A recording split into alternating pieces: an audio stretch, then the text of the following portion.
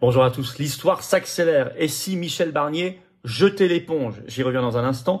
Ce qui entraînerait le départ immédiat de Macron, pris en étau en ce moment entre le dépôt d'une motion de destitution, une première qui va être votée en plénière publiquement. Chaque député va devoir voter publiquement devant les Français. On y reviendra. Et l'étau de la démission, de son départ. La crise est sérieuse. Alors il y a derrière plein de prétextes de non-dits, etc. Je vais y revenir. Il y a un vrai sujet et on en revient à l'analyse qu'on avait faite sur cette chaîne il y a quelque temps, en disant la seule solution à terme, ce qui va se passer, si chacun joue bien sa partition, si on fait ce qu'on doit faire, si on a une vraie opposition, c'est que Macron sera obligé de partir. Alors il y a plein d'autres problèmes derrière, mais quand même, il y a des urgences. Le départ de Macron, se débarrasser politiquement de Macron, c'est quand même une urgence pour la France. Je vais revenir très concrètement dans cette vidéo, vous allez voir, il se passe plein de choses, c'est très important. On va analyser cette crise, les potentialités, ce qu'on doit en faire, comment la rendre utile dans cette vidéo. Merci de la partager, pour cela de vous abonner à cette chaîne YouTube par un petit clic gratuit sur s'abonner en dessous, ça aide tellement la chaîne, plus vous êtes abonné, plus les vidéos sont recommandées par l'algorithme, plus elles circulent, voilà, ou réabonner si YouTube vous a un jour désabonné, ça arrive, à vous de vérifier. Merci en tout cas pour ce petit clic, cet abonnement à la chaîne. Nos rendez-vous, ce vendredi 20 septembre 19h, on est en direct sur cette chaîne. Ramenez peut-être des gens qui n'ont jamais participé à nos directs, pensez à toutes vos questions parce qu'il n'y a pas d'interdit, pas de limite, pas de tabou. Je prends toutes vos questions que je vais découvrir en direct et on regardera ça et toute l'actualité française, mondiale, la plus explosive, sans tabou. Soyez là, 19h sur cette chaîne, grand direct, vendredi 20 septembre, ce vendredi. Et puis, ça y est, les universités d'éducation populaire partout en France commencent. Première étape, samedi 5 octobre, 15h, en Moselle, j'y suis, à Marly. Entrée gratuite, ouvert à tous, il y a le lien d'inscription sous la vidéo en description. Il y aura une table ronde avec moi-même et des spécialistes sur quelle politique étrangère et de défense pour la France libre. Puis ensuite un discours de politique générale, des échanges. Je reste l'après-midi avec vous, on discute, on échange. Grand moment, soyez là, c'est ouvert à tous, c'est gratuit. Mais pensez à vous inscrire par le lien sous la vidéo en description, c'est important. Et puis évidemment, écoutez, moi je vous attends patriotes, j'ai besoin de vous.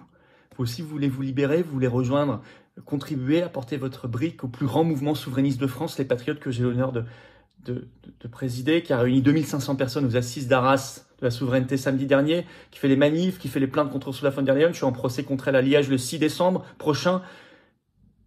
Toutes nos actions, au jour le jour, apporter ce que vous êtes, ce que vous avez envie d'apporter, votre niveau d'engagement, ou voir rencontrer des gens qui pensent comme vous près de chez vous. Si vous devenez adhérent ou réadhérent, venez maintenant. Je vous attends, j'ai besoin de vous. On a tous besoin les uns des autres. Ensemble, on peut faire tellement. Seul, on peut pas. Ensemble, on peut. Alors, adhérer dès maintenant, c'est le premier lien sous la vidéo en description. Faire un don au mouvement pour l'aider à financer tout ça, sachant qu'on n'a pas un seul euro de financement public ni des banques. Faire un don au mouvement, c'est dès maintenant le deuxième lien sous la vidéo en description. Tous les liens sont par ailleurs sur notre site tout le temps, les-patriotes.fr. Tout est défiscalisé aux 2/3 de vos impôts. Ça fait baisser vos impôts, profitez-en. J'en reparle tout à l'heure. En tout cas, bravo et bienvenue aux nouveaux adhérents, réadhérents, donateurs. Allez, on y va. Barnier, la crise. Va-t-il lâcher l'affaire? Macron dans l'étau. Comment utiliser cette crise? Barnier d'abord la crise. Alors, révélation sur son compte X par un journaliste politique de France 2, Julien Nény, ce 18 septembre. Je vais vous lire la chose. Tension plus, écrit-il, entre l'Élysée et Matignon depuis 24 heures. Un cadre LR décrypte, ouvrez les guillemets. L'entretien de Barnier avec Macron s'est très mal passé hier. Il lui a présenté une ébauche de gouvernement et le président de la République lui a dit « Ça ne correspond pas à l'idée que je me fais d'un gouvernement d'union nationale ». Ce journaliste politique de France 2 ajoute, je cite, « Barnier est exaspéré par l'attitude de Macron et les coups de pression d'Attal et Darmanin. Donc l'attitude de Barnier aujourd'hui, annulation de rendez-vous, etc., ça sert à dire à l'Élysée « Si vous continuez à me faire chut, je vous laisse avec votre M, 3 petits points ». Ça, c'est ce que Barnier fait passer comme message à Macron en ce moment. Journaliste politique de France 2. Au même moment, vous avez aussi sur son compte X ce 18 septembre, comme quoi X, ça sert à quelque chose pour ceux qui veulent l'interdire. Bon, sur son compte X ce 18 septembre, journaliste politique de LCI, Frédéric Delpech, écrit, je cite, « Selon un responsable du bloc central, Michel Barnier est à 2 doigts de lâcher l'affaire. » Le Monde sort une grande analyse ce 19 septembre en disant que le 17 septembre, je cite, Michel Barnier a présenté une première ébauche de gouvernement à Emmanuel Macron, une première liste retoquée par le chef de l'État qui l'a jugée monocolore. Alors on va pas rentrer dans le détail, c'est pas très intéressant, c'est la petite politique politicienne, mais trop de LR, pas assez de macronisme, blabla. De toute façon, ils pensent tous pareil. Bon. Mais le 18 septembre, écrit Le Monde, Michel Barnier a été reçu 2 fois dans la journée par Macron à l'Élysée et ça n'a servi à rien, ça n'a rien débloqué. Le même jour, il a annulé 2 rendez-vous, d'abord avec la délégation présidentielle autour de Gabriel Attal et le second avec des responsables de LR. Il devait voir normalement Gérard Larcher, Bruno Retailleau et Laurent Wauquiez. Les tensions ne viennent pas que de la formation du gouvernement avec Macron.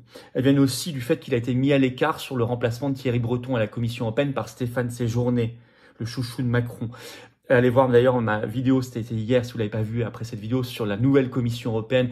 Elle est édifiante et pleine d'infos très précises. N'hésitez pas. Alors, je reviens à ça. Le Monde explique que les tensions ont eu lieu ce week-end, là, les 14 et 15 septembre, sur cette affaire. Je vais vous lire un petit extrait du Monde. Avant même ces tensions autour de la formation du gouvernement, Michel Barnier a déjà dû, le week-end du 14 septembre, subir une première mise à l'écart de la part du président de la République, qui ne l'a pas associé à la décision de proposer son fidèle lieutenant Stéphane Séjourné à la Commission européenne. Alors qu'il déjeunait samedi 14 avec son ami Thierry Breton, ancien commissaire européen désavoué par Ursula von der Leyen, Michel Barnier n'a été informé que dimanche en fin de journée du choix du chef de l'État. Donc il déjeune avec Breton et Macron ne lui a rien dit. Bon, ambiance. Alors en plus, ça y est, vous savez que Macron a battu le record de la 5e et 4e République sur le temps pris pour nommer un Premier ministre. Mais là, Barnier a déjà battu le record de la 5e République depuis dimanche, depuis le 15 septembre, du temps mis pour composer son gouvernement. Il est déjà le Premier ministre qui a mis le plus de temps de toute l'histoire de la 5e République pour composer son gouvernement. On est vraiment dans une crise assez sérieuse là. Alors, toujours dans cette grande enquête du Monde, le président de l'UDI, Hervé Marseille, déclare qu'il envisage que tout cela ne commence même pas. Le gouvernement Barnier.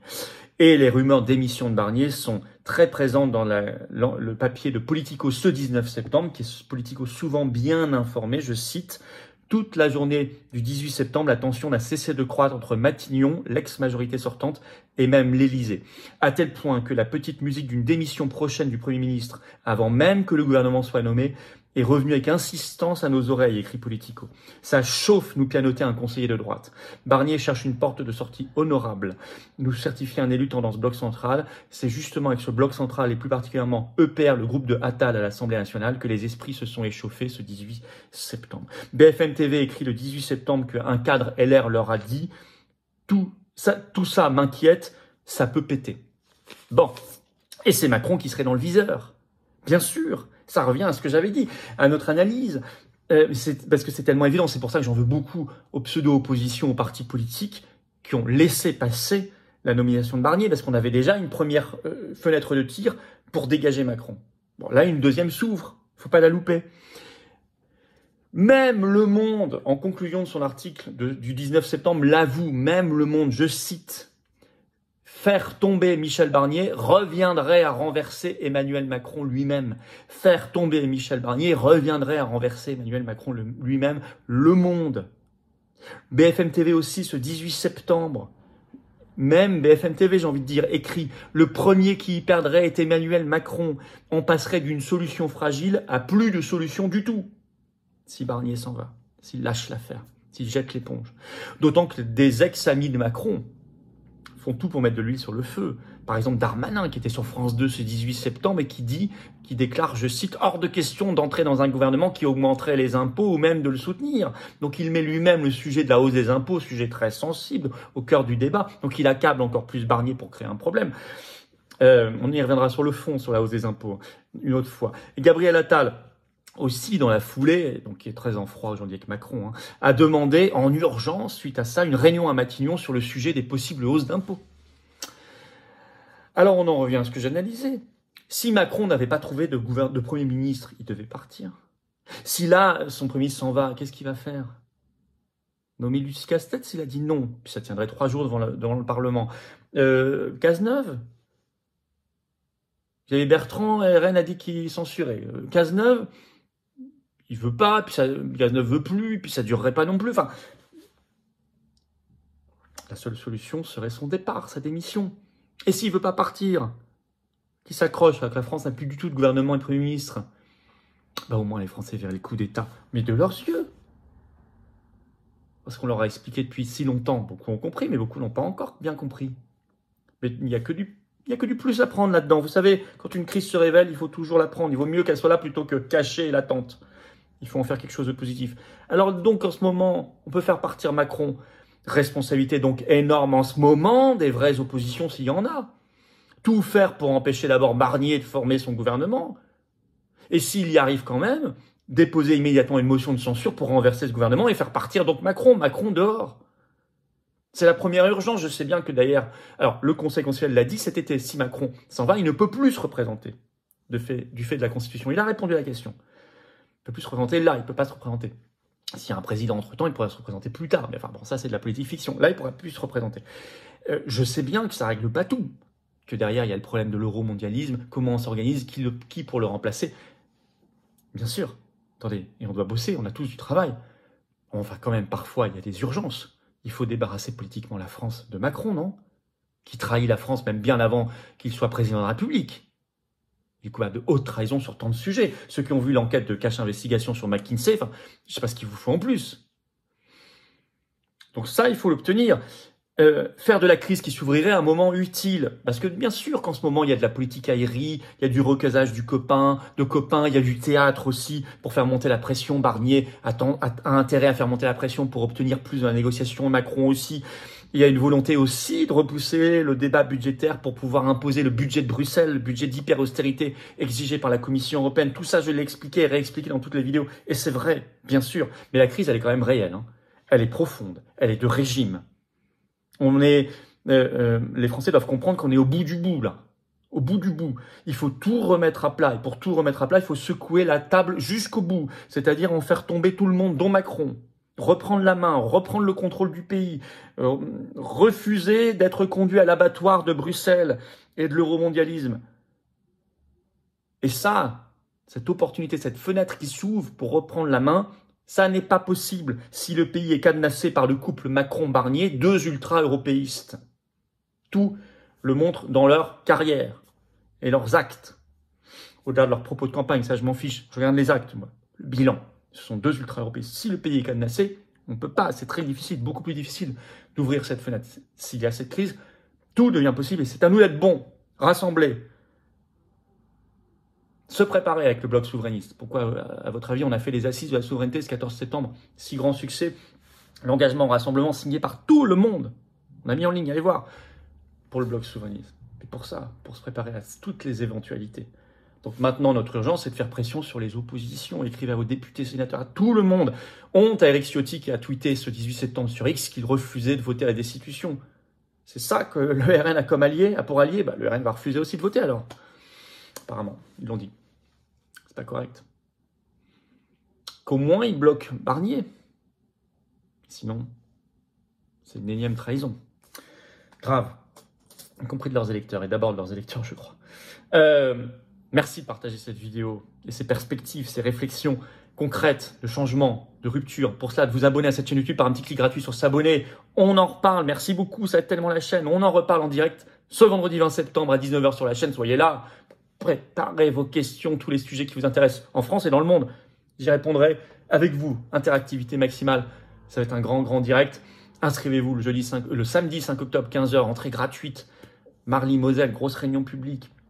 Plus table ronde, ouverture des cahiers de projet. C'est entrée gratuite, c'est ouvert à tous. Il y a le lien d'inscription sous la vidéo en description, bien sûr. Et je vous attends, patriotes. J'ai besoin de vous. Vraiment, on peut faire des choses formidables. Vous voyez bien qu'il y a une fenêtre de tir qui s'ouvre. Une fenêtre d'opportunité extraordinaire, une occasion historique. Il faut venir. Maintenant, vous pouvez réadhérer maintenant ou faire un don au mouvement maintenant pour nous aider à faire tout ce qu'on doit faire et qu'on ne pourrait pas faire sinon parce qu'on n'a pas un centime de financement public d'État, ni des banques, rien, de rien. Juste adhérents, réadhérents, donateurs à 100%. Adhérents, réadhérents, vous êtes dans une grande famille, sens vrai du terme. Comment on fait pour adhérer? C'est le premier lien sous la vidéo en description dès maintenant. Ce lien est également commentaire épinglé. Petite fiche sur l'écran maintenant et dans quelques secondes un lien sur l'écran. Faire un don au mouvement, deuxième lien sous la vidéo en description dès maintenant. Facile. Tous ces liens sont sur les-patriotes.fr, notre site. Tout est défiscalisé aux 2/3 de vos impôts. Tout fait donc baisser concrètement, massivement vos impôts plutôt que de donner ça au fisc, au gouvernement macroniste. Réfléchissez, faites baisser vos impôts et financez la résistance et ses actions. En tout cas, bravo aux donateurs, aux adhérents, bienvenue aux nouveaux adhérents patriotes et vive la France.